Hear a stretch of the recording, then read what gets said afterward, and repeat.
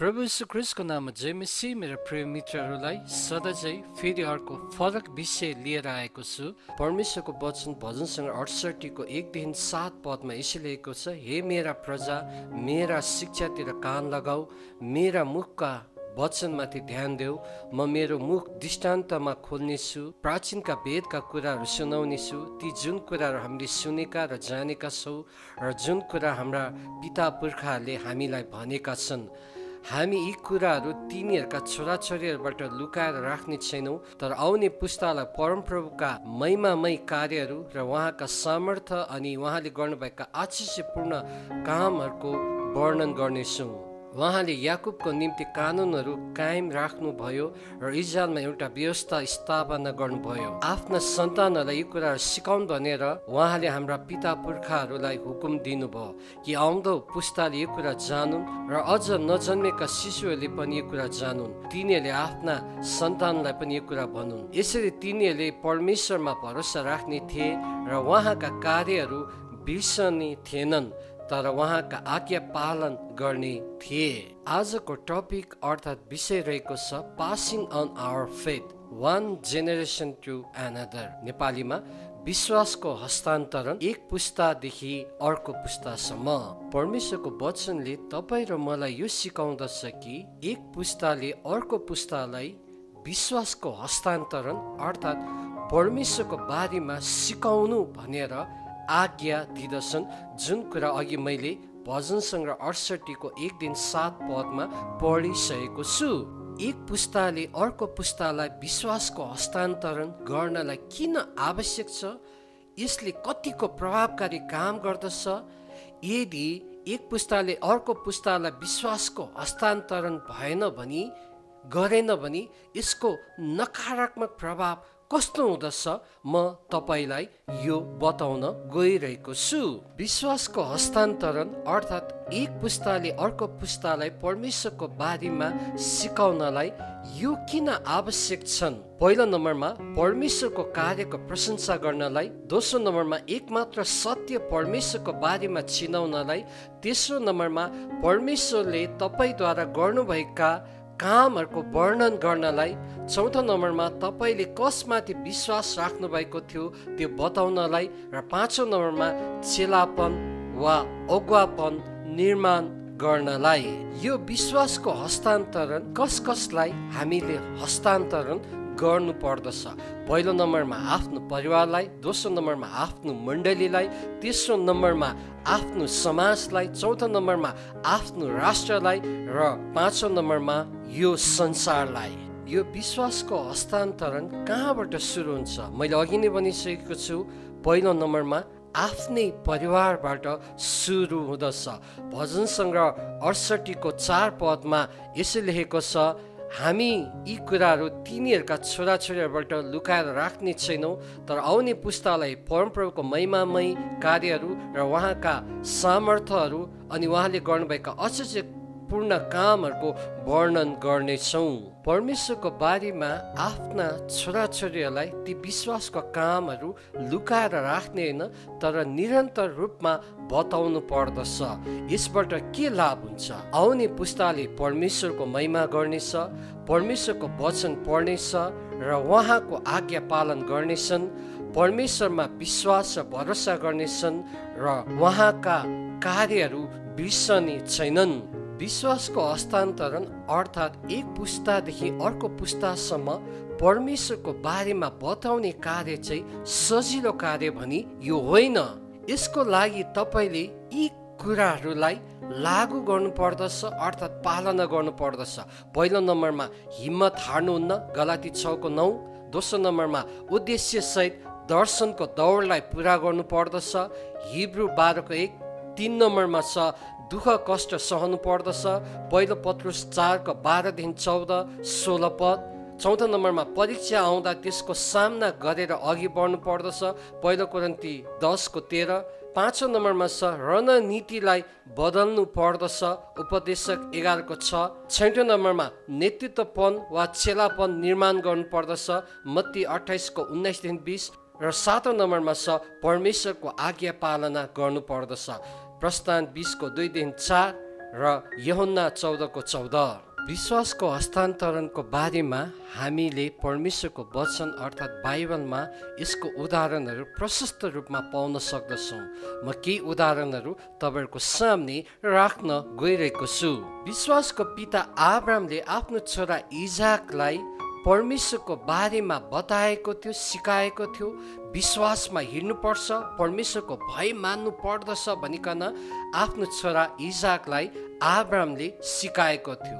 अनि यही नै हो कि विश्वासको हस्तान्तरण भनेको एक पुस्ताले अर्को पुस्तालाई परमेश्वरको बारेमा सिकाउने, बताउने अनि त्यो अनुसार विश्वासमा हिँडाउने। जब अब्राहमले आफ्नो छोरा इजाकलाई परमेश्वरको बारेमा बताए, विश्वासको हस्तान्तरण गरेका थिए, अनि त्यो समयमा इजाकले अधर्मको बाटोलाई नचुनिकन परमेश्वरको धर्ममय बाटोतिर लागिकन परमेश्वरको डर, परमेश्वरको भयमा रहिकन र एउटा आज्ञाकारी छोरा पनि भएर रहेको थियो।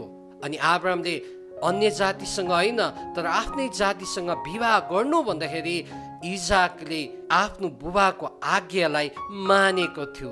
यही नै हो विश्वासको हस्तान्तरणको एउटा सुन्दर उदाहरण अर्थात् पिक्चर हामीले देख्न सक्दछौँ। अनि त्यसपछि इजाकले आफ्ना छोरा याकुबलाई विश्वासको हस्तान्तरण गरेको थियो। त्यसपछि याकुबले आफ्ना 12 जना छोरालाई विश्वासको हस्तान्तरण गरेको थियो। तर दुःखको कुरा 12 मध्ये एकजनाले मात्र परमेश्वरमा विश्वासयोग्य भइकन हिँडेको थियो, परमेश्वरको डर मानेको थियो। त्यो व्यक्ति थियो युसुफ। अनि युसुफले आफ्नो पिता याकुबबाट परमेश्वर को हुनुहुन्छ भन्ने कुराहरू जानेको थियो, सिकेको थियो र साथसाथै परमेश्वरमा कसरी विश्वासयोग्य भइकन जिउनु पर्दछ भन्ने कुराहरू पनि उनले सिकेको थियो। युसुफले परमेश्वरमा कसरी विश्वासयोग्य भइकन जिउनु पर्दछ भन्ने एउटा राम्रो उदाहरण, त्यो छाप हामीहरूको माझमा छोडेर गएको थियो। तर दुःख लाग्दो कुरा यो छ कि युसुफले विश्वासको हस्तान्तरण आफ्ना पुस्तालाई, अर्को पुस्तालाई अर्थात् आफ्नो परिवारलाई चाहिँ परमेश्वरको बारेमा सिकाएनन्, जसको कारणले गर्दाखेरि इजरायलीहरू मिस्रीहरूको हातमा 400 वर्षसम्म त्यो दासत्वको बन्धनमा रहेको थियो। युसुफको मृत्युपछि ती इजरायलीहरूलाई परमेश्वर को हुनुहुन्छ भन्ने कुराहरू केही पनि थाहा थिएन, कारण युसुफले त्यो पुस्तालाई परमेश्वरको बारेमा बताएनन् अर्थात् सिकाएनन्। विश्वासको हस्तान्तरणको बारेमा हामीले अर्को सुन्दर पिक्चर अर्थात् उदाहरण हामीले परमेश्वरको दास मूसाको जीवनीबाट हामीले पाउन सक्दछौँ। मूसाले विश्वासको हस्तान्तरण योशुवालाई सुम्पिएको थियो अनि योशुवालाई मूसाले नै लिडरसिपमा ल्याएको थियो, जसको कारणले गर्दाखेरि मूसाको मृत्युपछि ती इजरायलीलाई योशुवाले कनान देश अर्थात् प्रतिज्ञाको मुलुकमा डोराएको थियो, त्यहाँ लगेको थियो। यदि मूसाले योशुवालाई विश्वासको हस्तान्तरण नगरेको भए सायद योशु अगुवा बन्दैन थियो होला, अनि योशु अगुवा नबनेको भए ती इजरायलीहरू प्रतिज्ञाको मुलुकमा जान सक्दैन थियो। त अर्को दुःख लाग्दो कुरा यो छ कि योशुले विश्वासको हस्तान्तरण ती आफ्ना पुस्तालाई, त्यो अर्को पुस्तालाई विश्वासको हस्तान्तरण गरेन, लिडरसिपमा कसैलाई पनि उसले ल्याएन, जसको कारणले गर्दाखेरि पछि इजरायलीहरू परमेश्वरलाई आराधना नदिकन, परमेश्वरको डर नमानिकन, परमेश्वरमा विश्वासयोग्य नभइकन उनीहरूले के गरे, ती मूर्तिहरू, ती देवी देवताहरूलाई पूजा गर्न थाले, बाल देवताको उनीहरूले आराधना गर्न थाले। योशुपछिको त्यो अर्को पुस्ताले परमेश्वर को हुनुहुन्छ भन्ने कुराहरू केही पनि थाहा थिएन। त्यस्तै गरिकन सामेल अगमवक्ताले पनि दाउद राजालाई विश्वासको हस्तान्तरण अर्थात् परमेश्वरको बारेमा सिकाएको थियो, बताएको थियो। दाउद राजाले पनि आफ्नो छोरा सोलोमन राजालाई परमेश्वरको बारेमा सिकाएको थियो, त्यो विश्वासको हस्तान्तरण गरेको थियो। तर दाउदको मृत्युपछि सोलोमन राजाले अर्को पुस्तालाई विश्वासको हस्तान्तरण गरेको थिएन, अर्थात् परमेश्वरको बारेमा बताएको थिएन, कसैलाई पनि लिडरसिपमा ल्याएको थिएन। जसको कारणले गर्दाखेरि सोलोमन राजाको मृत्युपछि यहोदा र इजरायलमा भएका जति पनि राजा छन्, 2-3 जनालाई छोडेर सबै राजाले परमेश्वरको विरुद्धमा दुष्ट काम गरे, बाल देवताहरूको पूजा गरे, अरू मानिसहरूलाई इजरायलीहरूलाई पनि बाल देवताको अरू ईश्वरको देवी देवताहरूको पूजा आराधना गर्नु पर्दछ भन्ने सिकाउन थाले। जसको कारणले गर्दाखेरि ती राजाहरू, ती इजरायलीहरू, ती इजरायल देश बेबिलोनको हातमा कैद भएको थियो। विश्वासको हस्तान्तरण हुँदा कस्तो प्रभावकारी काम हुँदछ, कस्तो परमेश्वरको महिमा हुँदछ, हामीले केही उदाहरण हेरौँ। र साथसाथै विश्वासको हस्तान्तरण नहुँदा कस्तो नकारात्मक असर पर्दछ त्यसको पनि केही उदाहरण हामीले हेरिसकेका छौँ। हामीले नयाँ नियममा विश्वासको हस्तान्तरणको बारेमा सिक्ने हो भने, हेर्ने हो भने, सुन्दर पिक्चर अर्थात् त्यो उदाहरणलाई हामीले लिने हो भने यीशु ख्रीष्टलाई हामीले लिन सक्दछौँ। अनि यीशु ख्रीष्ट मात्र प्रभावकारी नेतृत्वकर्ता अर्थात् असल अगुवा हुनुहुन्थ्यो। यीशु ख्रीष्टले आफ्नो सेवाकाईको 3.5 वर्षको दौरानमा आफ्ना 12 जना चेलालाई विश्वासको हस्तान्तरण सुम्पनु भएको थियो, चेला निर्माण गर्नुभएको थियो, परमेश्वरको वचन सिकाउनु भएको थियो, धेरै कुराहरू उहाँले सिकाउनु भएको थियो। जसको कारणले गर्दाखेरि यीशु ख्रीष्टको स्वर्गीय रहनपछि ती 12 जना चेलाले अर्को पुस्तालाई विश्वासको हस्तान्तरण सुम्पेको थियो। जसको कारणले गर्दाखेरि त्यहाँनिर प्रभावकारी काम भएको थियो, चेलाहरू निर्माण भएको थियो, मण्डलीहरू स्थापना भएको थियो, धेरैभन्दा धेरै मानिसहरूले प्रभु यीशु ख्रीष्टमाथि विश्वास गरेको थियो। र साथसाथै रोमी शासकहरूले ठुलो सतावट ती क्रिस्चियनहरूमाथि दिँदा पनि, सतावट गर्दा पनि उनीहरू निडर भइकन, विश्वासयोग्य भइकन स्थिर रहेको थियो। परमेश्वरको महान दास प्रेरित पावलले पनि धेरैभन्दा धेरै चेलाहरू निर्माण गरेको थियो, जस्तै तिमोथी, तीतस, सिलवानस, सिलास, बर्नबास, फिलोमन। अनि यिनीहरू चेलापनमा कसरी आए भन्ने चाहिँ एउटै कारण हो, प्रेरित पावलले विश्वासको हस्तान्तरण ती चेलाहरूमाथि सुम्पेको थियो। जसको कारणले गर्दाखेरि ती चेलाहरूले पनि परमेश्वरको काम शक्तिशाली रूपमा गरेको थियो। 500 शताब्दीदेखि 1500 शताब्दीसम्म, जसलाई अन्धकारको युग भनेर भनिन्छ, 1000 वर्षको समय। अनि यो युगमा चाहिँ विश्वासको हस्तान्तरण नभएको कारणले गर्दाखेरि एक पुस्ताले अर्को पुस्तालाई त्यो विश्वासको हस्तान्तरण नगरेको कारणले गर्दाखेरि, अर्थात् प्रभु यीशु ख्रीष्टको बारेमा नबताएको कारणले गर्दाखेरि त्यहाँनिर मण्डली स्थापना हुन सकेन, चेलाहरू निर्माण हुन सकेन, परमेश्वर को हुनुहुन्छ भन्ने कुराहरू केही पनि थाहा थिएन। अनि त्यति मात्र होइन, मानिसहरूले बाइबलै पढ्न पाउँदैन थियो। अनि त्यहाँनिर त्यो 1000 वर्षको समयमा खालि दुष्ट कामहरू मात्रै भएको थियो, जसको म यहाँनिर वर्णन पनि गर्न सक्दिनँ। अनि जहाँ विश्वासको हस्तान्तरण हुँदैन त्यहाँनिर शैतानले काम गर्दछ, अनि त्यहाँनिर जहिले पनि दुष्ट कामहरू मात्र हुने गर्दछ। 15 शताब्दी पछि मण्डलीको पुनर्जागरणको समयमा अर्थात् रिफर्मेसनको टाइममा परमेश्वरका महान दासहरू Martin Luther, John Calvin, John Knox, George Whitefield, Charles Spurgeon, अन्य धेरै प्रभुका महान दासहरूले विश्वासको हस्तान्तरण अर्थात् अर्को पुस्तालाई त्यो जिम्मेवारी सुम्पेको थियो। जसको कारणले गर्दाखेरि धेरैभन्दा धेरै ख्रीष्टको साँचो मण्डलीहरू स्थापना भइरहेको थियो, रिभाइभलहरू, जागृतिहरू आइरहेको थियो, मानिसहरूले यीशु ख्रीष्टलाई चिन्ने मौका पाएको थियो, बाइबलहरू प्रशस्त मात्रामा छापिएको थियो, धेरैभन्दा धेरै चेलाहरू निर्माण भएको थियो।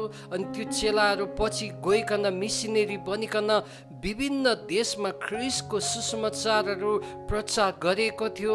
अनि असल बाइबल कलेज स्कुलहरू पनि खोलिएको थियो र आत्मिकी ख्रिस्टीय गीतहरू पनि त्यति बेला रचिएको थियो, जुन आजको दिनमा पनि हामी मण्डलीहरूले गाउने गर्ने गर्दछौँ। साँच्चै नै त्यो पुनर्जागरणको समयमा परमेश्वरको शक्तिशाली काम भएको थियो। कारण चाहिँ यही हो कि एक पुस्ताले अर्को पुस्तालाई विश्वासको हस्तान्तरण गरेको कारणले गर्दाखेरि परमेश्वरको शक्तिशाली काम भएको थियो। तर दुःख लाग्दो कुरा आजको वर्तमान समयमा विश्वासको हस्तान्तरण अर्थात् एक पुस्ताले अर्को पुस्तालाई त्यो विश्वासको हस्तान्तरण अर्थात् परमेश्वरको बारेमा नबताएको कारणले गर्दाखेरि त्यो जिम्मेवारी नसुम्पेको कारणले गर्दाखेरि युरोप अमेरिकातिर मण्डलीहरू बन्द भइरहेका छन्। नेपालमा पनि धेरैभन्दा धेरै मण्डलीहरू बन्द भइरहेका छन्, मण्डली बन्द हुने अवस्थामा पुगेका छन् र साथसाथै धेरैभन्दा धेरै विश्वासीहरू ब्याकस्लाइडिङ अर्थात् प्रभुदेखि पछि हटिरहेका छन्। प्रियहरू, तपाईँ र मैले आफ्नो परिवार अर्थात् छोराछोरीहरूलाई के कुरा सिकाइरहेका छौँ? आफ्नो छोराछोरीहरूलाई त विदेशमा गइकन पढिकन धेरै धन सम्पत्ति आर्जन गर, होइन भने त विदेशमा नपढे पनि तैँले धेरैभन्दा धेरै धन सम्पत्ति प्राप्त गर। अनि साथसाथै हामीले संसारिक थोकहरूलाई मात्रै हामीले प्रेरणा र उत्साह दिइरहेका छौँ कि या परमेश्वरको बारेमा उनीहरूलाई त्यो विश्वासको हस्तान्तरण गरिरहेका छौँ? यो तपाईँ र मेरो निम्ति गम्भीर प्रश्न र चुनौती रहेको छ। आफ्नो मण्डलीमा भएका विश्वासीलाई पनि नाम मात्रैको विश्वासी हुनलाई त्यत्तिकै छोडिकन यो मेरो विषय होइन, यो मेरो सरकार होइन, यो मेरो जिम्मेवारी होइन भनेर पन्छिरहेका छौँ कि या विश्वासीलाई चेलापनको तालिम हामीले दिइरहेका छौँ? यो तपाईँ र मेरो निम्ति गम्भीर प्रश्न रहेको छ।